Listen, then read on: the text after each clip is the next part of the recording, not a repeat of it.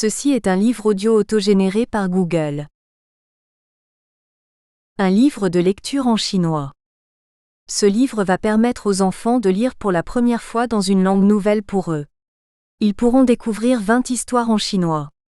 Grâce aux traductions qui sont proposées en français, les enfants ne se décourageront pas s'ils ne comprennent pas le sens de certains mots ou de certaines expressions. Ils se référeront alors à la traduction. Ils prendront ainsi l'habitude de lire des textes longs en chinois, et ils y trouveront du plaisir. Les textes ont été écrits par 2 auteurs spécialistes de l'apprentissage des langues étrangères pour les enfants. Le vocabulaire fondamental en chinois, les tournures syntaxiques de base, les temps les plus courants des verbes sont utilisés. Les difficultés des textes sont progressives. Les histoires qui sont racontées ont souvent des animaux pour personnages. Ces histoires se passent dans le monde entier. Elles sont imaginaires. Elles ont été conçues par une Américaine, États-Unis, et une Française et illustrées par un Éthiopien. Elles développent une philosophie qui s'appuie sur les valeurs démocratiques. Mon grand chien. Mon chien est grand. C'est un grand chien blanc avec des taches noires. Il aime sauter. Il fait des bonds et des rebonds. D'abord il court vers ma mère. Il fait des bonds et des rebonds. Oh non, dit ma mère. Ne fais pas ça ici. Tu es trop grand, tu fais trop de bruit. Tu ne peux pas jouer dans cette maison. J'ai du travail. Va-t'en. Alors il court vers mon père. Il fait des bonds et des rebonds. Oh non, dit mon père. Ne fais pas ça ici. Tu es trop grand, tu fais trop de bruit. Tu ne peux pas jouer dans cette maison. J'ai du travail. Va-t'en. Alors, il court vers le petit bébé. Il fait des bonds et des rebonds. Oh non, disent mon père et ma mère. Ne fais pas ça ici. Tu es trop grand, tu fais trop de bruit. Le bébé va pleurer. Va-t'en. Alors mon grand chien est venu vers moi. Il fait des bonds et des rebonds. Oh oui, j'ai dit. Tu es grand et tu fais beaucoup de bruit. Mais tu es vraiment le meilleur des chiens. Nous pouvons avoir du bon temps, toi et moi. Sortons de la maison et allons jouer dans l'herbe. Nous pouvons bondir et courir dans l'herbe. Nous pouvons faire du bruit. Nous pouvons faire tout le bruit que nous voulons. Les punaises. Sam était une punaise noire et jaune. Il avait 6 longues pattes. Il avait 2 gros yeux noirs. Il aime effrayer les gens. Sam irait dans la boîte à jouets du petit garçon. Et quand il entendrait un bruit, il sortirait de la boîte. Sors. Un jour, Sam a entendu un bruit. Sors. Il a bondi hors de la boîte. Oh ça par exemple, dit le garçon. Une punaise. Une punaise dans ma boîte à jouets. Je veux te poser une question, dit Sam. Est-ce que tu as peur de moi? Oh non, dit le garçon. Tu n'es qu'une petite punaise. Je n'ai pas peur de toi.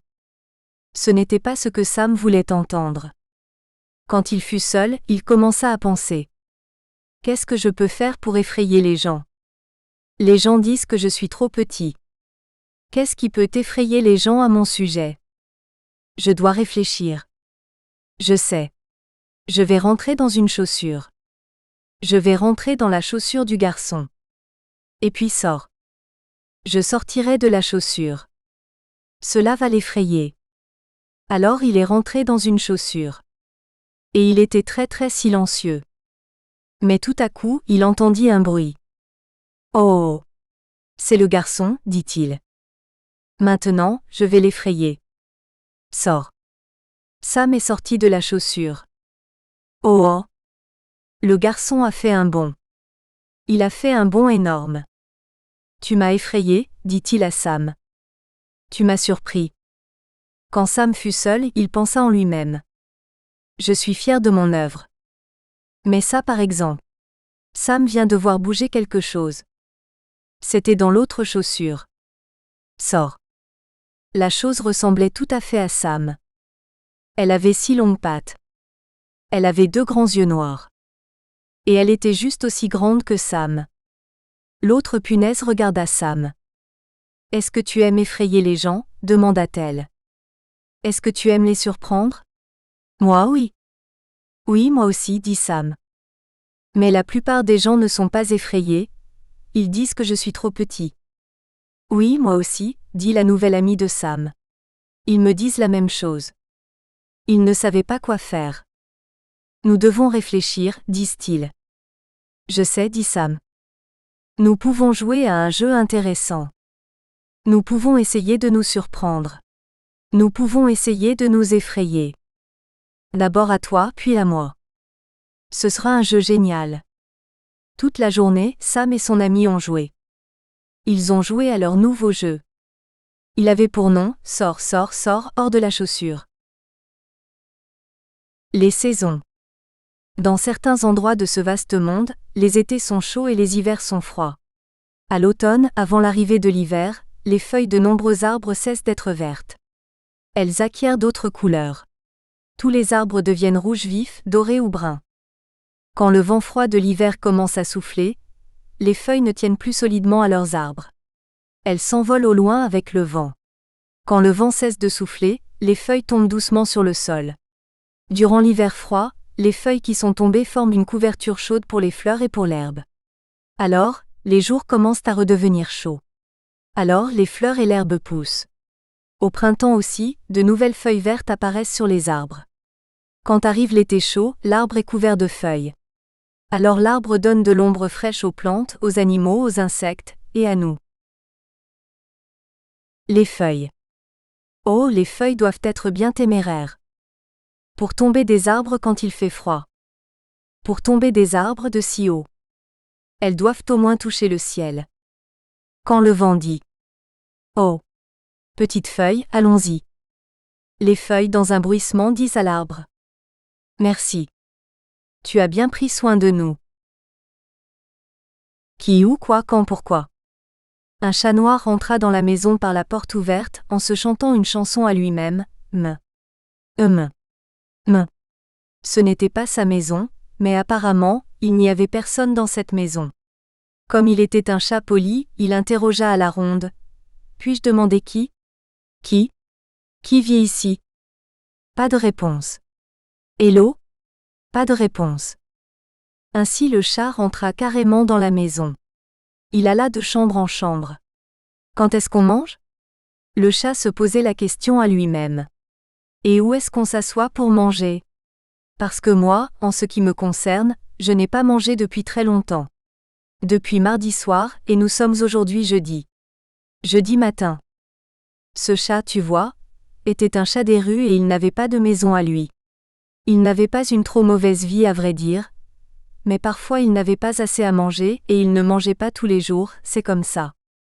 Le chat marchait de chambre en chambre pour regarder autour de lui. Il arriva dans la chambre qui donnait sur la rue. C'est une jolie chambre. C'est une chambre pour se reposer un jour d'été bien chaud. C'est un endroit pour dormir au soleil après manger.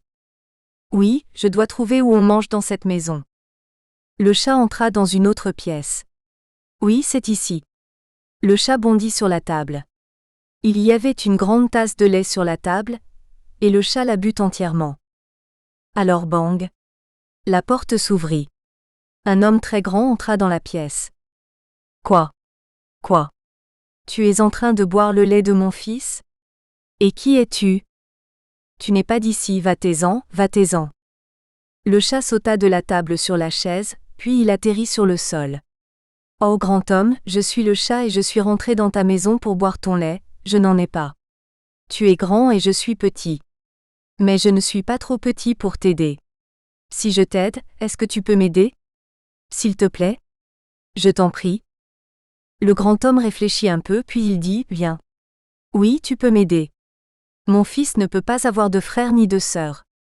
Il est à l'école maintenant, mais quand il est à la maison, il est tout seul. Si tu veux rester tranquille un moment, je parlerai avec sa mère quand elle rentrera de la ville.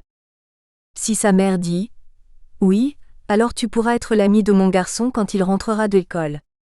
Et je te donnerai de bonnes choses à manger. Mais tu dois être propre, et tu dois être un bon et gentil ami pour mon enfant et jouer avec lui. Et tu dois apprendre à mon fils à être gentil avec les animaux et à prendre soin d'eux. Oui, dit le chat. Je suis petit, mais je sais comment être un bon ami. J'apprendrai à ton enfant à prendre... Nous espérons que vous avez apprécié cet aperçu. Pour continuer à écouter ce livre audio sur Google Play Livres, utilisez le lien dans la description de la vidéo.